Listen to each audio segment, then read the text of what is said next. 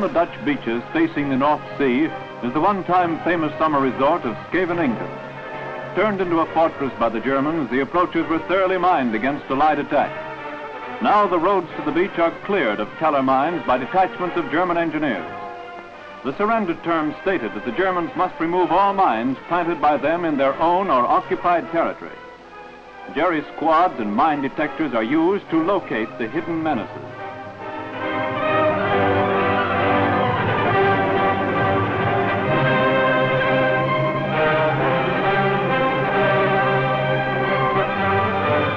Casualties are sustained as the cleaning up process continues. The casualties are German, however, as ironic justice forces the master race to reap the havoc that they themselves have sown.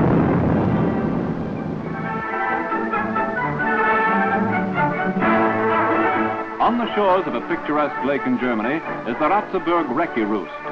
A popular leave center for RCAF personnel, it is named by its discoverers, the 39 Recce Wing. Spotted from the air by one of the pilots, the Air Force Standard soon flies over the Muskoka Lake's newest rival. The prominent Nazis who owned the place were soon evacuated by the town major and the burgomaster, and the Paradise Leave Center gets going in full swing. The rugged athletic types find plenty to keep their muscles bulging, while the less energetic just sit and contemplate the beautiful scenery. There'll be many tall tales of the one that got away told around the mess table tonight.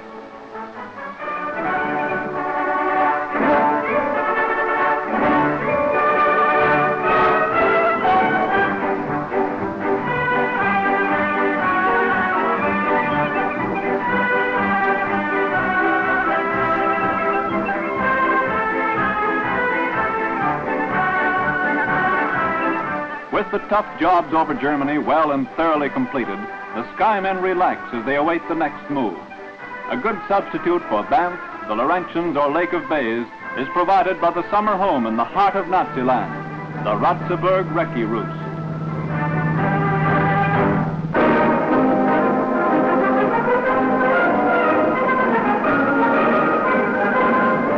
Royal Canadian Engineers discover a peaceful use for mine detectors. At Groningen, in Holland, a work party goes treasure hunting as they seek buried wealth in the muck and mire of the Low Country. Mr. and Mrs. van Brakel buried precious gems in their backyard during the German occupation. Now the mine detectors search through the flooded morass to locate a little cold cream jar in which is packed the hidden jewelry.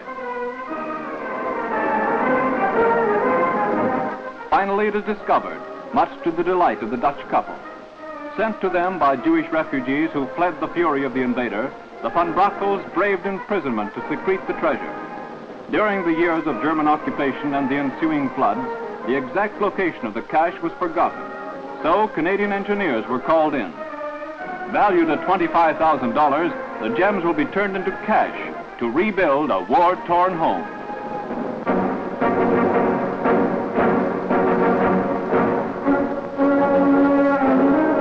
Friendly Hollanders arrive at a Canadian cemetery in Bergen, Holland, to take part in its dedication.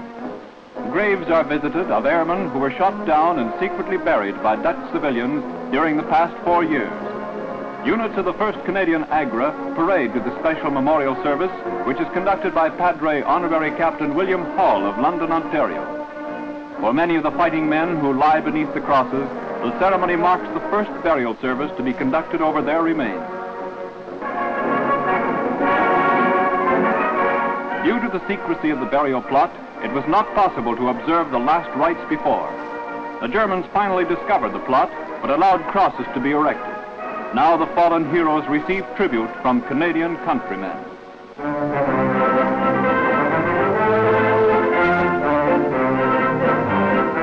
From all over the wide world, dispatches arrive to swell the news baskets of Canada's youngest newspaper, the Maple Leaf Mark III. The first Maple Leaf, of, by, and for the Canadian Active Army, saw the light of day in Italy shortly after the invasion. When D-Day rolled around and Caen was overrun, the Maple Leaf Mark II commenced publication in the battered town. And now the London edition goes to press. It is different to its brother sheets, inasmuch as it is printed as a daily paper for the 3 services. All editorial work is done by men of the forces. Their copy is passed to the civilian staff of the Evening Standard for publishing. News stories of interest to all Canadian servicemen and women are lined up ready for the presses.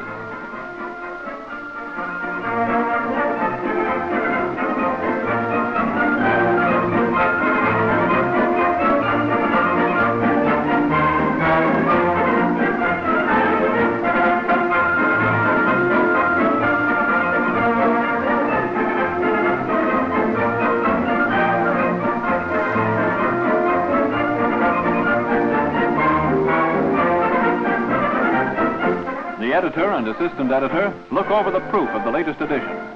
After they have given their approval to the makeup, the mighty presses commence to roll. Approximately 45,000 copies are struck off daily.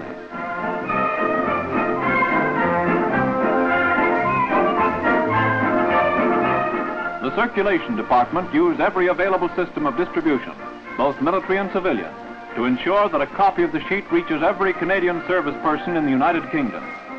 Thus, the Canadian point of view is brought to Johnny Canuck with his spam and coffee every day, thanks to the hard-working staff of the Maple Leaf Mark III.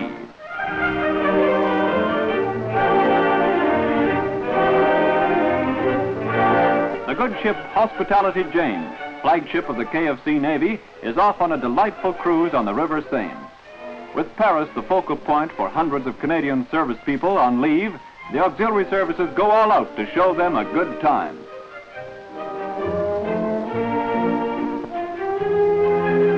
With pretty hostesses and good food provided to while away the time, and the fare only 50 francs, the trip gets a great play from the service sightseers.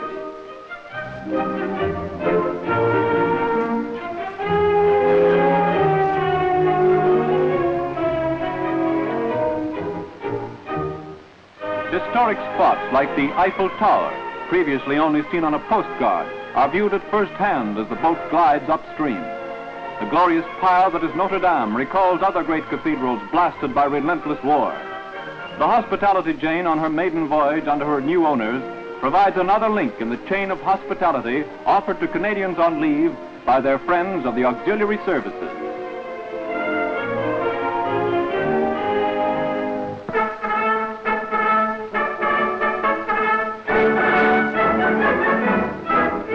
With the Allied air target switched to Japan, Canadian industry speeds up production of super fortresses for the final knockout of the Nipponese.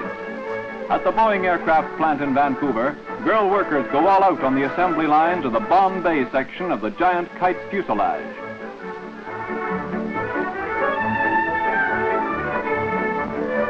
As the men put the plating into position, a champion girl riveter drives another spike into the coffin of the Japanese warlords.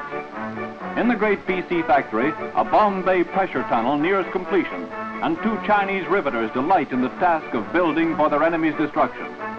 The pressure tunnel is used for the passage of the air crew from the front to the tail of the giant plane. High-pressure production turns out the completed Bombay in an incredibly short time. It is ready to be shipped to Seattle for assembly in the completed plane.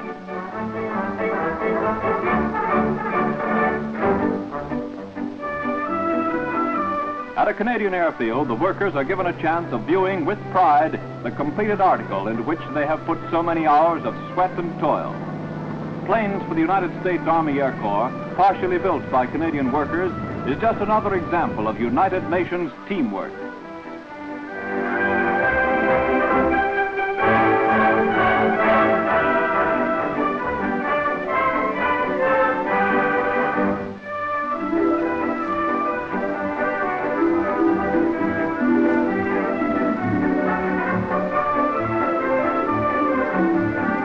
With riveting hammers of Canadian workers augmenting the guns of Allied airmen, the great symphony of victory swells to a crescendo.